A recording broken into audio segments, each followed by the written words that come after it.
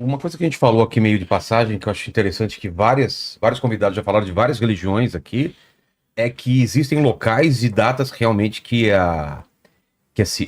essa membrana que separa o mundo espiritual e o mundo físico, elas ficam Mais fina. finas, né? Ou mais próximo. Ou mais próximas.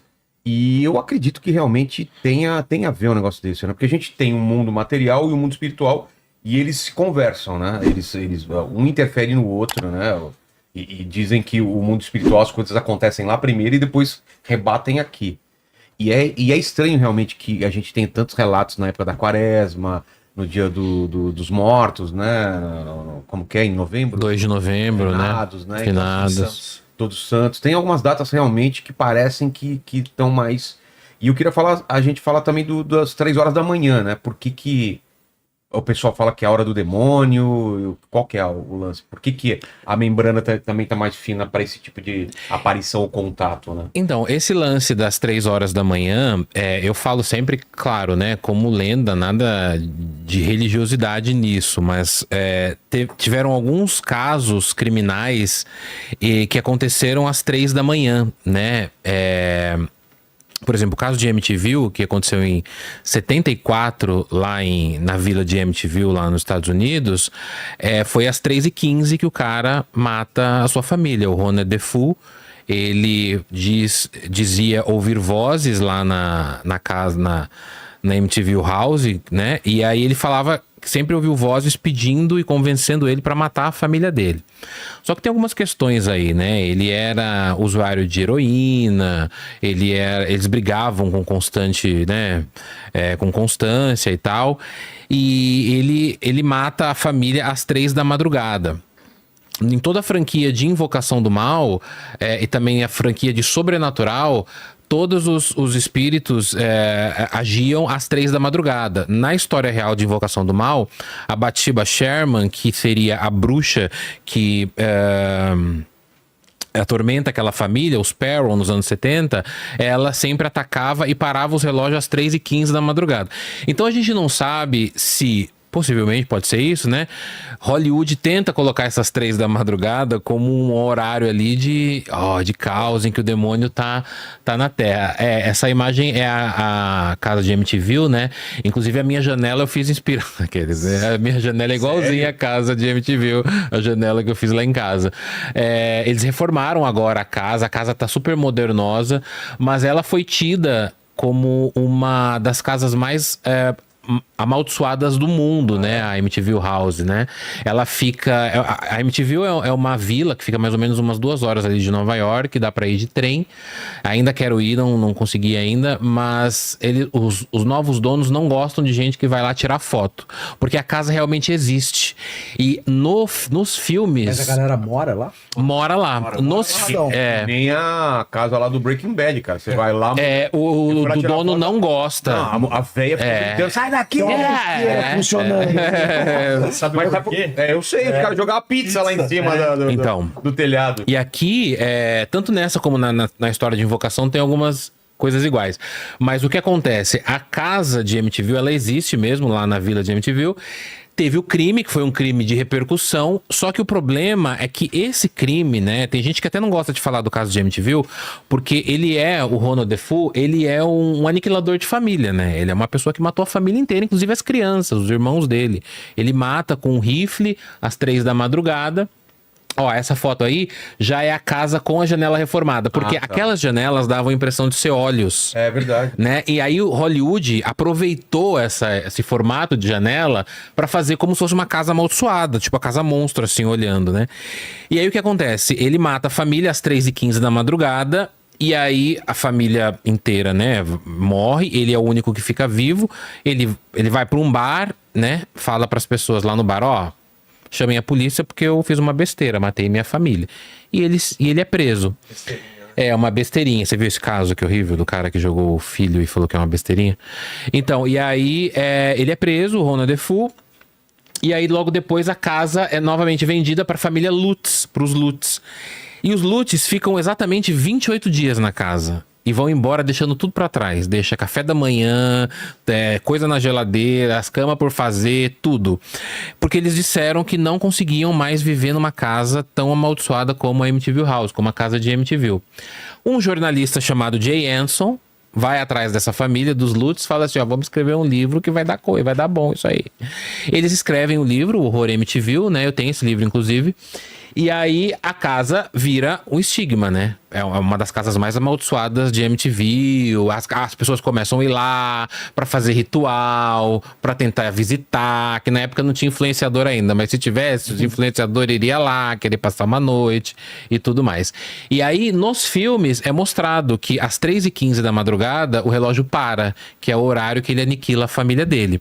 E por que 3h15 na questão religiosa? Aí a família, o Ronald Defoe é esse de vermelho, o mais velho aqui, e ali são os irmãos dele. Inclusive, nesse caso de Amityville, aquele menininho ali, o mais novinho ali, o do canto, seria o Methel. Dizem que é o espírito dele que aparece numa das fotos mais famosas de espírito do mundo, que chama The Ghost Boy. Essa foto tem na internet também. Que logo depois, 2 anos depois, em 1976, olha a conexão, até esqueço dessa conexão. Lorraine Warren, que é a médium de Invocação do Mal, ela vai na casa de Amityville junto com uma equipe de TV para fazer uma investigação sobrenatural. E ela vai junto com um fotógrafo e junto com um repórter. Um fotógrafo assim, né? Um cinegrafista que fazia fotos também. E aí eles tiram uma das fotos mais famosas do mundo, que é essa foto chamada The Ghost Boy. É incrível essa foto. Eu tô com cagaço. Que seria o John ou o Eu Matt. não tô nem aí. Eu metia fogo nessa criança, velho. Então, mas sabe o que é interessante? Que eles tiram a foto, na época eram câmeras, né, com filme, né, mais analógicas, e não aparece na foto. Depois ele vai tratar as fotos é foto revelada, né?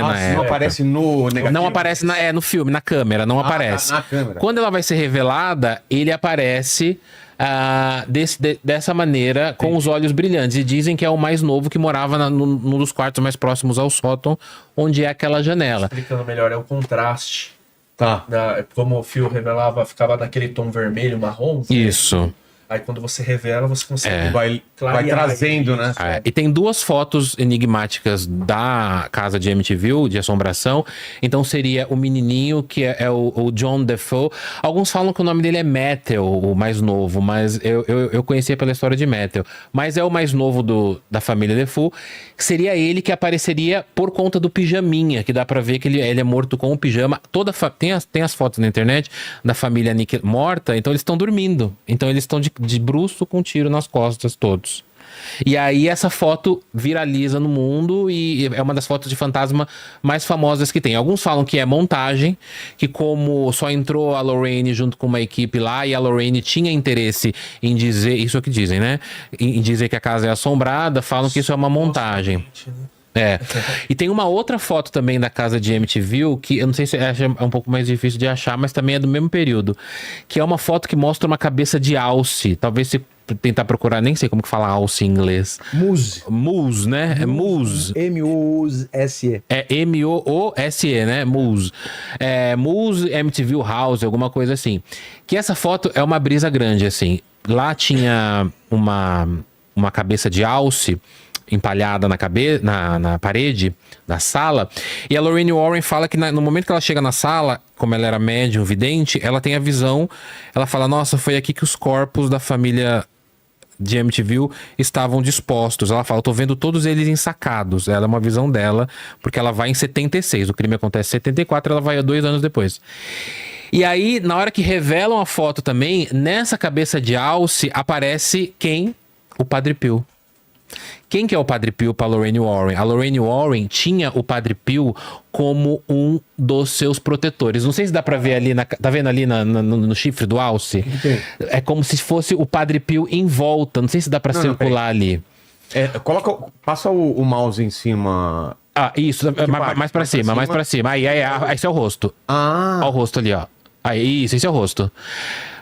O que acontece? Essa foto também foi uma foto feita no momento que a Lorraine Warren tá lá fazendo a investigação com o jornalista e com o cinegrafista. Essa foto é feita e quando ela é revelada, a Lorraine Warren olha essa foto e ela diz que ela consegue ver o perfil do Padre Pio. Se procurar uma foto do Padre Pio, tem a foto dele como se fosse esse perfil. Porque foi o momento que ela viu a família ensacada, pronta para ir pro necrotério. Ela teve essa lembrança. E aí ela diz que o Padre Pio aparece na cabeça do Alce para protegê-la. Porque como o Padre Pio lutava contra o demônio e naquela casa tinha demônios, ele aparece ali para protegê-la, para dizer, calma, tô aqui junto com você. Olha a conexão. Até eu esqueço dessa conexão. Até o porquê da eleição das 3 horas da manhã pro pessoal de Hollywood, eu já ouvi umas teorias de conspiração incríveis sobre isso. Primeiro que não é só às 3 da manhã, é às 0 hora ou 12 horas, 12, 3, 6 e 9. Ah, é? É, e que são momentos cabalísticos, né, de abertura de portais, todo dia, viu? Não é só Para as quaresma. lendas brasileiras, pra roça, sim, a meia-noite é o pior. É o pior, é a hora grande. É. E nos relógios tradicionais, você tem um crucifixo, em alguma medida, se você estabelecer criativamente, claro, as linhas entre esses pontos, você faz um crucifixo. Às 3 horas da tarde foi o horário da morte de Cristo. Da morte de Cristo. Então, você tem uma cruz, isso. Esses 4 horários, né? Mas isso, gente, são teorias da conspiração, tá? Deixar claro que não é certeza, mas sem dúvida. Às 12 horas, às 6 da manhã, todo mundo fala que são horários meio reveladores, assim, de acontecimentos. 3 da tarde, 3 da manhã.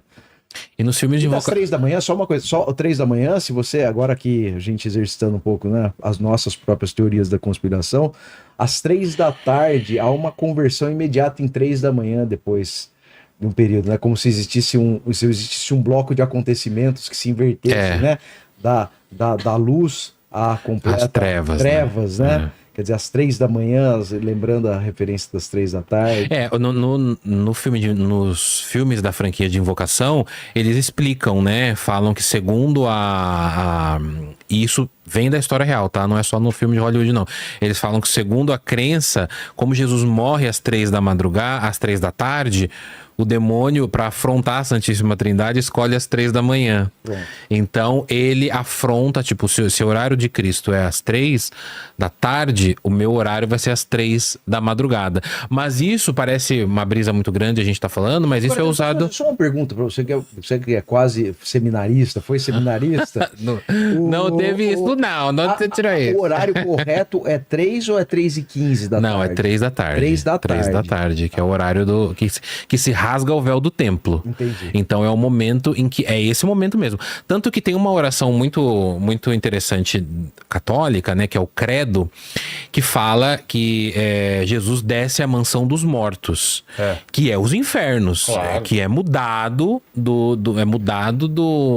de tradução ou de significado para não assustar a galera. Então, quando Jesus morre na cruz... Porque você para pensar... Jesus, ele teve para quem é cristão, Jesus está vivo hoje em dia, né? Ele é vivo nos céus, é vivo entre nós. Quando 2 ou mais estiverem presentes, falando de mim, eu vou estar no meio. Mas para quem não é cristão, ou para quem é cristão também, mas você para pensar que Jesus, o Cristo, o Filho de Deus, ele chega a morrer. Então é o que você falou, esse momento de morte entre as 3 da tarde da sexta-feira até o momento que ele volta, é o momento de... Estamos órfãos. Ele volta depois de 3 dias. Ele volta depois de 3 dias, estamos órfãos. Segundo dizem, ele foi até o inferno e roubou a chave do inferno de Lúcifer, né? Então, aí tem umas... Vamos entrar nas teorias, né? Porque tem as teorias que é o seguinte, que dizem que a partir de quando Jesus morre, ninguém mais é condenado.